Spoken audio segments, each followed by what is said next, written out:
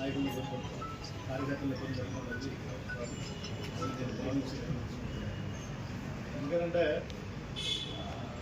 ముఖ్యంగా 5 సంవత్సరాలు ప్రభుత్వ అధికారులు ఉన్నా కూడా వైఎస్ఆర్సీపీ పార్టీ కార్యక్రమాలు చాలా ఇబ్బంది పడ్డారు. ఎందుకంటే అంతా వాలంటీర్స్ నిర్మించారు. కార్యకర్తలకి నాయకులు కానీ ఏమీ గౌరవం లేదు. వాళ్ళకి ఫిజికల్గా కానీ ఫైనాన్షియల్ అలాంటి ఇబ్బంది గుర్తించారు. మళ్ళీ అది అయిపోయిన తర్వాత ఒక సంవత్సరం కూడా వాళ్ళకి గ్యాప్ ఇవ్వకుండా మనం వెంటనే జల్దీ ఎలక్షన్ వస్తుంది, డిస్ ఎలక్షన్ వస్తుంది. ప్రభుత్వానికి టైం ఇవ్వకుండా నాయకులు కార్యకర్తలు నలిగిపోయి ఉన్నారు. మళ్ళీ వాళ్ళకు కూడా మనం టైం ఇవ్వకుండా మళ్ళీ రేపటి నుంచి మనం ధర్నాలు చేయండి అని చెప్పడం ఎంతవరకు. ఎందుకంటే పార్టీ విధానం అనేది 175 మంది ఎమ్మెల్యేలు 175 ఇన్ఛార్జీలు ఉంటే 175 మందిని కన్సల్ట్ చేసి మన పార్టీ తీసుకెళ్ళాలి కార్యక్రమం. అంతేగాని ఏదో బ్రిటిష్ గవర్నమెంట్ రూల్ చేస్తున్నారు. బ్రిటిష్ గవర్నమెంట్ డెసిషన్స్ అని అక్కడ తీసుకున్నాం. అక్కడ లండన్లో తీసుకుని ఆ డెసిషన్ అక్కడ ఇంప్లిమెంట్ చేస్తారు. ఏ పార్టీ అయినా ప్రజాస్వామ్యబద్ధంగా ఉండాలి కదా. ప్రజాస్వామ్యబద్ధంగా లేకుండా నిర్ణయాలను ఏకపక్షంగా తీసుకొని వాటిని అమలు చేయండి. ఎందుకంటే మళ్ళీ నాకు కార్యకర్తలని ఎంత ఇబ్బంది పడ్డారో 5 సంవత్సరాలు చూస్తాను దగ్గర వాళ్ళంతా అడిగిపోయి దగ్గర చూస్తాను. వాళ్ళు ఇప్పటికీ కనీసం ఒక మీటింగ్ పెట్టి పలకరించుకునేవాళ్ళు. అసలు ఏం జరిగింది, ఎలా జరిగింది అని చెప్పకుండా మళ్ళీ మీరు ధర్నాలు చేయండి, గొడవ చేయండి అని చెప్తే ఎంతవరకు కరెక్ట్. మనం చూసాం సోషల్ మీడియా. వాడు ఎవడో కూడా ఎలక్షన్ చేసిన దానికి పవన్ కళ్యాణ్ గారు దానికి కోపం నుంచి చెప్తాం. అక్కడి నుంచి ఈ సోషల్ మీడియా కార్యకర్తలు అందరూ అంతే ఇబ్బంది పడతాం చూస్తాం. మళ్ళీ ఈయన కూర్చుని ఇక్కడ తాడేపల్లిలో కూర్చుని ఆయన సార్ చెప్పేస్తారు. చెప్పినప్పుడు చాలా ఈజీ. మీరు కలెక్టర్ గారంటే ధర్నా చేయండి, గొడవ చేయండి. ఇబ్బందులు ఉన్నాయంటే ఇబ్బందులు వస్తే వాళ్ళకి అడ్వకేట్ పెడతాను, అలా బెయిల్ ఇప్పిస్తానంటారు. అక్కడ ఫ్యామిలీ ఉంటారు, అలా ఇబ్బందులు ఉంటారు. అందరూ అంత లైట్ తీసుకోలేదు. చాలామంది చాలా రకాల ఇబ్బందులు. అది కాకుండా ప్రభుత్వం ఆర్థిక ఇబ్బందులు ఉంది. కొత్త ప్రభుత్వం వచ్చింది, ప్రజా తీర్పు ఇచ్చినప్పుడు ఆర్థిక ఇబ్బందులు ఉన్నప్పుడు మనం ఏదో అప్పుడే ఇలా 5 సంవత్సరాలతో డిసైడ్ చేస్తారు. వాళ్ళు సూపర్ 6 అమలు చేశారా లేదా, ఇచ్చినప్పుడు మేనిఫెస్టో అమలు చేశారా లేదా అనేది పీపుల్ డిసైడ్. మనం ఇందులో మ్యాండేట్ ఇచ్చిన దానికి 5 సంవత్సరాలు ఇచ్చారు. రాష్ట్ర గారు చెప్పారు ఏదో అడిగితే సార్ వచ్చలేదు ఎవడయ్యా చేయలేదు చేయమని 5 సంవత్సరాలు టైం ఇచ్చారు. 5 ఏళ్ళ తర్వాత మీరు అడగండి మనం అని చెప్పాడు ఆయన రాష్ట్ర. 5 ఏళ్ళు కాదు కదా, 5 నెలలు కూడా ఆయన టైం ఇవ్వకుండా వెంటనే మీరు ధర్నాలు చేయండి, మంచి పని కాదు. ఎందుకంటే రాష్ట్రం అభివృద్ధి చెందాలంటే వాళ్ళ కేంద్రం దగ్గర కానీ రాష్ట్రం దగ్గర కానీ లిమిటెడ్ నిధులు ఉన్నారు. మనకు పెట్టుబడులు రావాలి. పెట్టుబడులు రావాలంటే ఏంటి, స్థిరమైన ప్రభుత్వం ఉంటేనే పెట్టుబడులు వస్తాయి. మనం కూడా చూసాం పక్క రాష్ట్రం తెలంగాణ అదే టీఆర్ఎస్ పరిపాలించింది కాబట్టి హైదరాబాద్ అమ్మంతా అనిపించింది. మన వాళ్ళు ఏమన్నా రాష్ట్రం విడిపోతే రాష్ట్రం విడిపోగానే మనకి హైదరాబాద్ అయిపోతుంది కానీ ఉల్టైంది. హైదరాబాద్ సపోర్ట్ డెవలప్ అయింది, మనం ఏమో డెవలప్ చేసుకోలేదు. హైదరాబాద్ ఎందుకు డెవలప్ అయిందంటే 10 ఏళ్ళు స్థిరమైన ప్రభుత్వం ఉంది కాబట్టి ఇక్కడ కూడా మనం స్థిరమైన ప్రభుత్వం ఉంటే రాజధాని వస్తుంది, పెట్టుబడులు వస్తాయి, అభివృద్ధి వస్తుంది. సరే మన రాజకీయ విధానాలు వేయవచ్చు, మనం మొదలు అధికారం కోల్పోయిన బాధ ఉండొచ్చు. అట్ ద సేమ్ టైం రాష్ట్ర అభివృద్ధిని కూడా మనం దృష్టిలో పెట్టుకోవాల్సినటువంటి బాధ్యత ఉంది. కానీ మనం ఇలా ప్రతిదానికి రాజకీయ ప్రయోజనాలు పరమావధి మనం ముందుకెళ్ళడం అనేది ఎంతో ఖర్చు అర్థం కాక దానికోసం అడ్జస్ట్ కాక నేను ఈ రోజున దాంతోపాటు నా వ్యక్తిగతంగా కూడా 5 సంవత్సరాలు నా జీవితాన్ని కుటుంబాన్ని కోల్పోయి దూరం ఉండడం జరిగింది. సో నాకు ఆ సమస్యలు ఉన్నాయి కాబట్టి అది గౌరవ పార్టీ అధ్యక్షుడు జగన్మోహన్ రెడ్డి గారికి నా వ్యక్తిగత కారణాలతోటి ఈ రాజకీయాలకి ప్రస్తుతం దూరంగా ఉండాలని నిర్ణయం తీసుకోవడం జరిగింది. మరి దానికి వీరు లీడర్ విద్యార్థి బాధ్యతలు కానీ వైఎస్ఆర్ కాంగ్రెస్ పార్టీ ప్రాథమిక సంవిధానం కానీ రాజీనామా చేస్తున్నాను. మరి మీరు ఇచ్చినటువంటి అవకాశానికి ధన్యవాదాలు జగన్మోహన్ రెడ్డి గారికి. నా రాజీనామాను ఆవేదన ఏ కాపీని సార్ చూపించండి సార్. పార్టీ అధ్యక్షుడు అహ్మద్ గారికి సెంట్రల్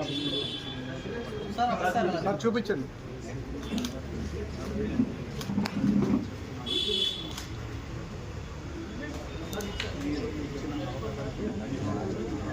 సార్ ఇది తిప్పండి సార్.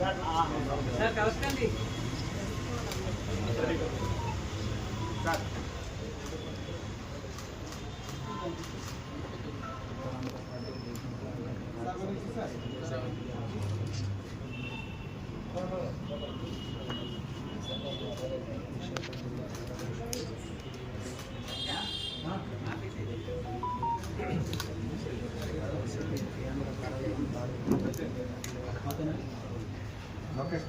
ఓకేనా?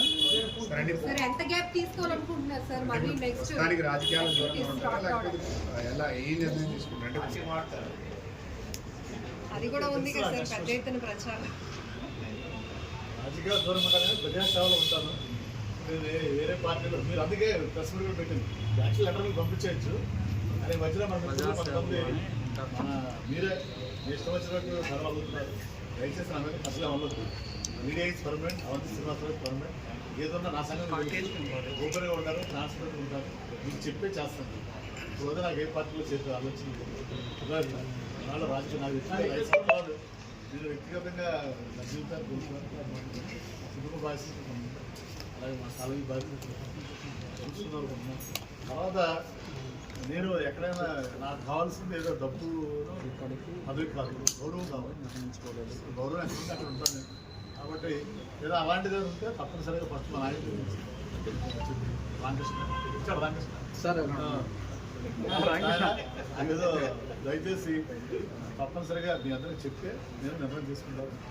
ప్రస్తుతానికి ఏంటంటే ఎన్నాళ్ళు మానవ సేవే మాధవ సేవ అని వెళ్ళాం. ఇప్పుడు కొంచెం మానవ సేవ డైరెక్ట్గా చేసుకుంటాను. సార్ ఇప్పుడు రాజధాని మీద మీ అభిప్రాయం ఏంటి సార్?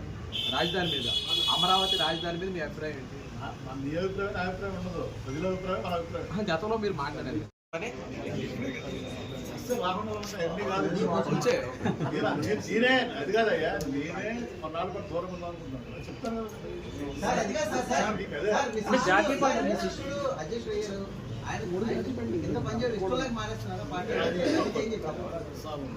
జగన్ గారు నన్నే ప్రశ్న కొనుక్కున్నారు. నేను సార్ మరి మీ అమ్మాయి మీరు చిన్న చిన్న కారణాలు అంతా నాకు మీరు ఆడాలంటే మినిస్టర్ 2.5 years అవునారు మార్చారు. నా వ్యక్తిగతంగా ఇప్పుడు కోసం నా వ్యక్తిగత ప్రయోజనం కోసం సార్ మీ అమ్మాయి ఒకటే ఇవాళ రాష్ట్రం మనం చూసాం. రాష్ట్రం విడిపోయింది, 2 రాష్ట్రాలు విడిపోయింది. విడిపోయిన తర్వాత మన రాష్ట్రం ఎలా ఉంది? ఆంధ్రప్రదేశ్ రాష్ట్రం, పక్క రాష్ట్రం తెలంగాణ. వాళ్ళ తీసుకున్నారు మనం ఇలా ఉంది. సో దీనికి మనం ఎవరు ప్రజలు మనం కూడా ఆలోచించాలి. సార్ మీ అమ్మాయికి ప్రతి మనిషిగా ఆయన చెప్పినట్టు వ్యక్తిగత సినిమా చిత్రం ఉంటుంది ఎజెండా. వ్యక్తిగత ఎజెండా కానీ సొసైటీ ఎజెండా చాలా ఇంపార్టెంట్. సొసైటీ ముందుకెళ్తే మనం ముందుకెళ్తాం. మనం ముందుకెళ్ళిన society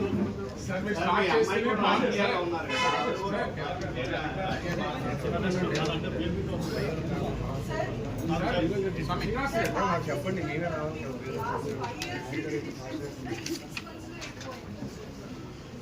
you find any major difference that you wanted to resign from the party, or you have been disappointed from the techniques?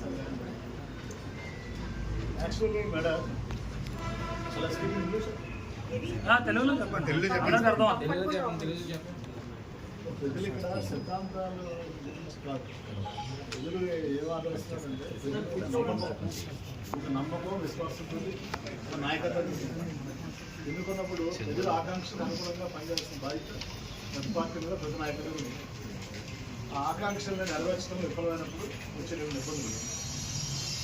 So జనరల్గా ఏంటంటే ప్రతి నాయకులు కూడా ఎలక్ట్ అయ్యే ముందు ఎమ్మెల్యే కానీ సీఎం ముఖ్యమంత్రులు కానీ ప్రజలు యాస్పిరేషన్స్ అనుగుణంగా పనిచేస్తామని చెప్తారు.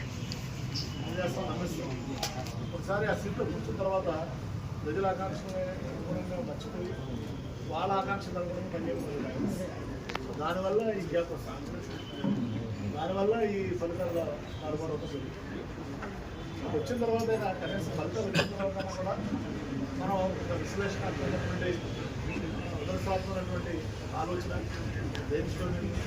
చేసుకుని ముందుకెళ్తాం. ఏ రాజకీయ పార్టీ ఏ రాజకీయ అది జరగలేదు కాబట్టి మీరు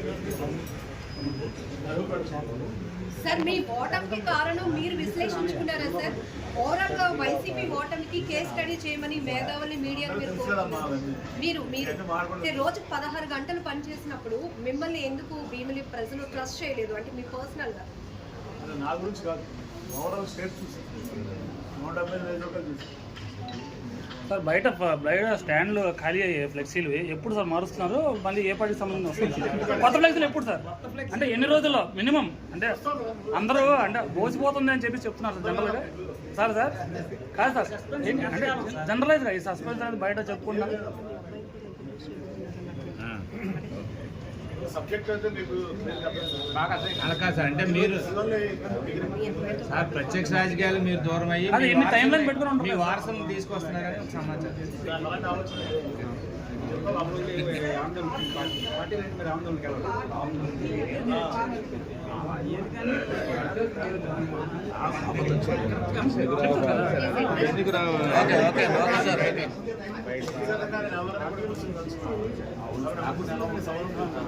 అబ్బా వినండి ఒకసారి మీ అందరూ వినడం కారణం ఏంటంటే మీరు ఊహా జరుగుతున్నటువంటి కథలు అలవుతుంది డైరెక్ట్గా నాకు ఫోన్ చేయండి. ఈరోజు నిజమైంది కదా సార్? ఏదున్నా కూడా ఏదున్నా కూడా మీరు నేనే చెప్తాను. తప్పనిసరిగా చెప్పే ప్రతి ఒక్కరు కూడా రాజీనామా చేసే ముందు ఇదే స్టేట్మెంట్ ఇస్తారు. 6 నెలల తిరగక ముందే కొత్త పార్టీలోకి వెళ్ళిపోతాం. ఒక్కోసారి 6 రోజులు కూడా సార్. ప్రజాస్వామ్యంలో హక్కు ఉంది ప్రతి వాళ్ళకి.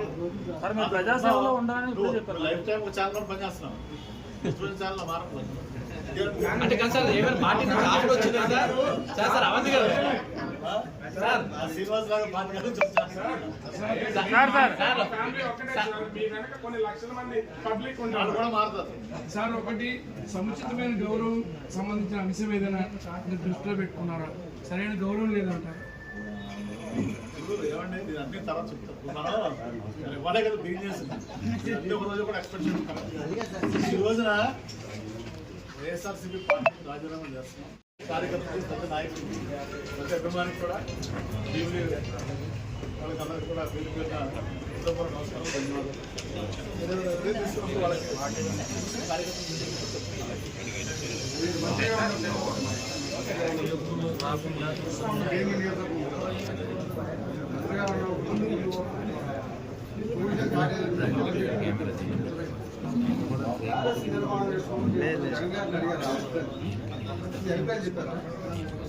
సరే మన అవకాశం ఉండదు చెప్తా తర్వాత ఒకరోజు పొలిటికల్ కంటారు అడుగుతారా?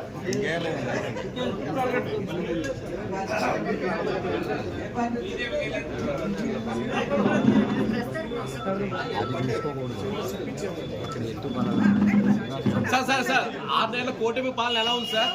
6 నెలల కూటమి పాలన ఎలా ఉంది? బాగుంది. ఇదే